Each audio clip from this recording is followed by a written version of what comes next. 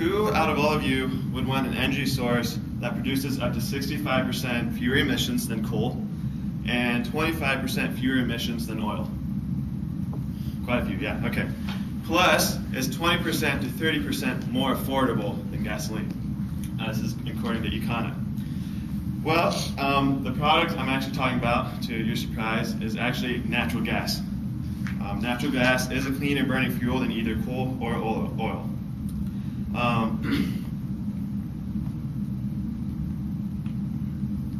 About 30 to 40% of this natural gas, well, first off, natural gas is down in the shale, which is like 5,000 meters down below ground, so it's way down there.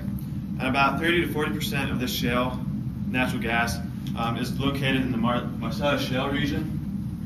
And I'm currently from Ohio. I live right in there. So this is an area this is a technology that's affecting my area. Now this natural gas is only obtainable by new technology, or it's getting better. It's called hydraulic fracturing, or it's known as fracking. And fracking is the key to growth in natural gas production, and it should be fully supported by local and federal governments. So what exactly is fracking? The shale gas rush began in the U.S. in the late 1990s with the development of horizontal drilling. It used to be when you drilled a well, you just went straight down. Now they have the technology that they can bend the pipe and go 90 degrees. With fracturing, they bend 90 degrees way down to the shale, way down underground, and then they send what's called a fracking fluid. It's a mixture of water, chemicals, and sand, and it's under high pressure, and when it gets down into the shale, it cracks the shale and releases the natural gas, which is down there, and then that's pumped back up. Now there's three major concerns with fracking that usually come up, and today I'm going to address those three concerns for you and why they're not a concern or how they can be fixed. By far, the most serious concern is that of groundwater contamination. The fracking fluid contains chemical additives that help corrode the rock and keep the pipeline safe. Now, with the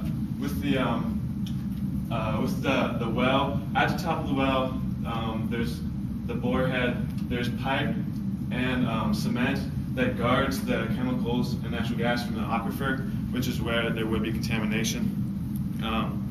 All documented cases of contamination happened near the aquifer level, and it was because of just poor well design. There's nothing within the actual fracking process that creates contamination. It was all due just to poor well design and casings. So that's an easy fix for this then. All you have to do is just investigate and analyze and check out the well designs and make sure they're working correctly. So it's just a simple fix, just something you don't want to ignore, and it's easily fixable. The second issue that has gone with fracking is it's supposedly caused earthquakes. And this really isn't a concern at all. When people went back and analyzed, or when third parties went back and looked at these earthquakes, they actually found that the wells were made by fault lines that were already in the earth. So it was just a poor location of the well. There was nothing with the fracking process that created the earthquake. There's a fault line that was already there. So again, it's just an easy fix. All you have to do is check out a geological report and just make sure the land is okay before you drill the well.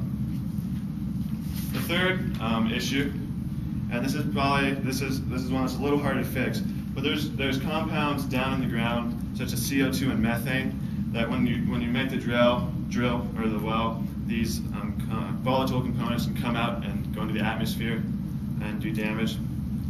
And to fix this, really what you need is just careful chemical monitoring of what's going on top. You just have to be aware of what's going on, and then it's fixable once you know what's going on. So as long as processes are actively enforced and companies are pushed not to be lazy, it's just another thing that it is fixable if you care about it.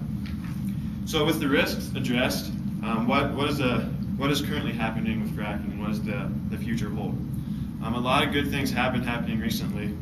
On April 18th, 2012, according to Weinhold, there were new rules and regulations that were put into place that are putting the companies in their place to follow the right guidelines. That really targeted the air emissions, so with the CO2 and methane, it's really tightening that down. And the oil and natural gas companies have indicated they can work with these laws, so it's good for everybody. Fracking has been performed in areas for decades. These wells can last for many years in one location. And yeah, a big plus, with all this natural gas coming in, gas prices have lowered. And if we increase our fracking and natural gas prices should be dropping.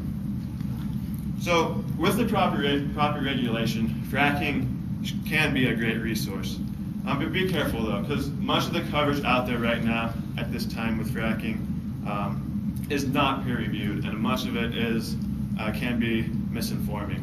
So if you do look this stuff up by yourself, I'd ask just be real careful, because there is a bunch of not good information. So overall, I ask that you support the use of natural gas in the home and industrial environment. But I want you to be careful I would like you to support the national and local environmental agencies that monitor this. Because when it gets out of control, it can be a little dangerous. But when it's correctly monitored, this is a great technology that can really help.